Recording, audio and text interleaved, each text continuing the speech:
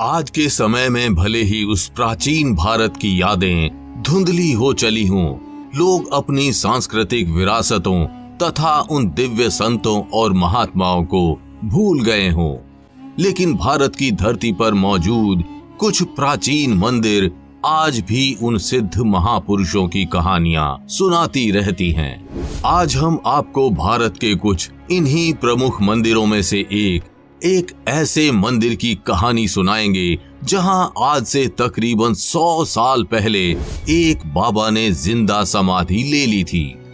कहते हैं उस बाबा ने अपने पूरे जीवन काल में एक शब्द नहीं बोला और वे मौनिया बाबा के नाम से जाने गए। बिहार के सिवान के महाराजगंज नामक स्थान पर मौजूद 100 साल से अधिक पुराने उस मंदिर को आज भी मौनिया बाबा मंदिर के नाम से जाना जाता है, जहां आज भी उनकी याद में पिछले 100 सालों से मेले का आयोजन किया जाता है। मौनिया बाबा मेले को पूरे उत्तर बिहार का सबसे बड़ा मेला माना जाता है।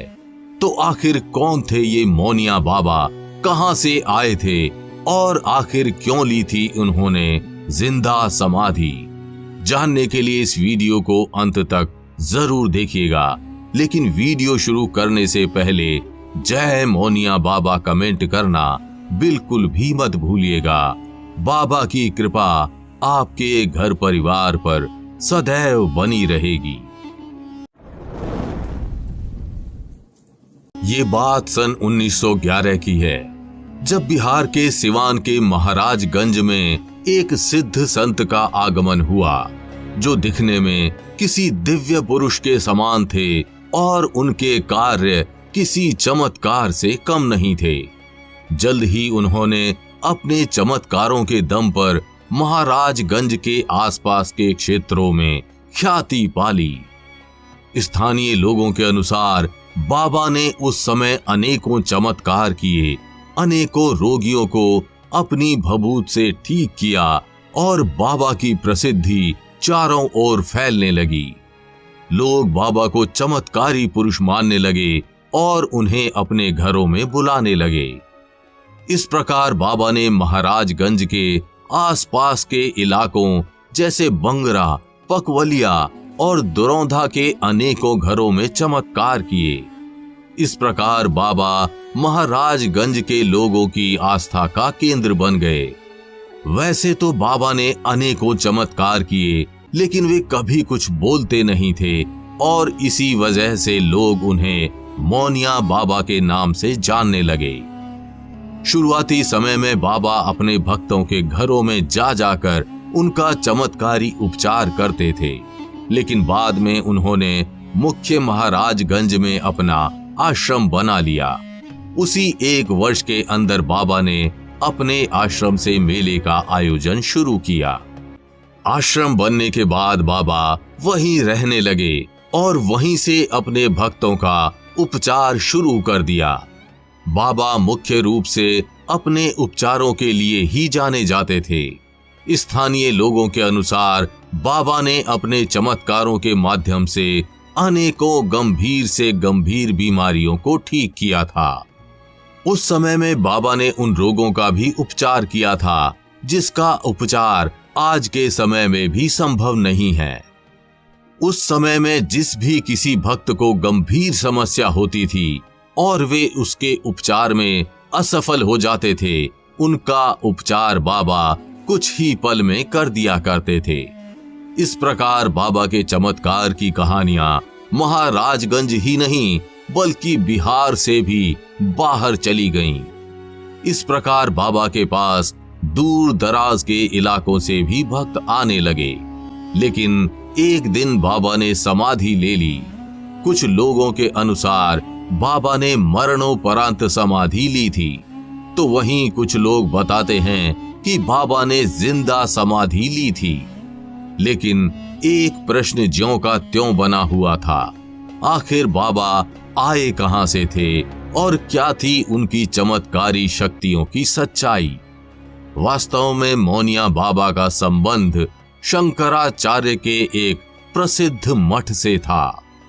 वास्तव में मौनिया बाबा दक्षिण भारत के तमिलनाडु राज्य के कांचीपुरम नगर में स्थित कांची कामकोटी पीठ से आए थे, जिसे कांची मठ के नाम से भी जाना जाता है। कांची मठ कांचीपुरम में स्थापित एक प्रसिद्ध हिंदू मठ है। ये 5 पंचभूत स्थलों में से एक है। यहाँ के मठाधीश्वर को शंकराचार्य कहते हैं और आज भी ये दक्षिण भारत के महत्वपूर्ण धार्मिक स्थलों में से एक है। मठ का वास्तविक अर्थ ऐसे संस्थानों से होता है जहाँ गुरु अपने शिष्यों को शिक्षा, उपदेश इत्यादि प्रदान करता है। गुरु प्राय धर्म गुरु होते हैं और उनकी दी गई शिक्षा मुख्यतः आध्यात्मिक होती है, पर ऐसा हमेशा नहीं होता। एक मठ में इन कार्यों के अतिरिक्त सामाजिक सेवा, साहित्य इत्यादि से संबंधित कार्य भी होते हैं। हो सकता है मोनिया बाबा और उनकी तरह अनेकों शिष्यों ने इसी मठ से शिक्षा ली हो। बाद में उनके गुरुओं ने शिक्षा के प्रसार के लिए अपने शिष्यों को भारत के अलग अलग कोनों में भेज दिया हो। इसी कड़ी में मोनिया बाबा बिहार के महाराजगंज आए हों और वहां के लोगों ने उनकी विद्या को चमत्कार समझ लिया हो। वास्तव में मोनिया बाबा एक सिद्ध संत थे, इसमें कोई शक नहीं। लोक मान्यता के अनुसार साल 1923 में सिद्ध पुरुष मोनिया बाबा ने उक्त स्थल पर जिंदा समाधि ली थी, लेकिन उनके जाने के बाद भी उनके द्वारा शुरू किया गया मेले का अनुष्ठान कभी समाप्त नहीं हुआ। उनकी याद में पिछले 100 सालों से मोनिया बाबा मेले का आयोजन किया जा रहा है। प्रत्येक वर्ष भादो माह के चतुर्दशी को इस मेले का आयोजन किया जाता है। कहते हैं बाबा के जाने के बाद उनके पराक्रम को याद रखने के लिए महाराजगंज और दारोंदा थाना क्षेत्र के 25 गांवों के लोगों ने आपसी सौहार्द के साथ समाधि स्थल पर बैठकर मेले के आयोजन का निर्णय लिया था। तब से ये परंपरा चली आ रही है। मोनिया बाबा के मेले में अनेकों अखाड़ों के जुलूस व रैलियां देखने को मिलती हैं। उस दौरान मेले का आयोजन बड़े भव्य तरीके से किया जाता है और उसमें हर प्रकार की चीजें मिलती हैं।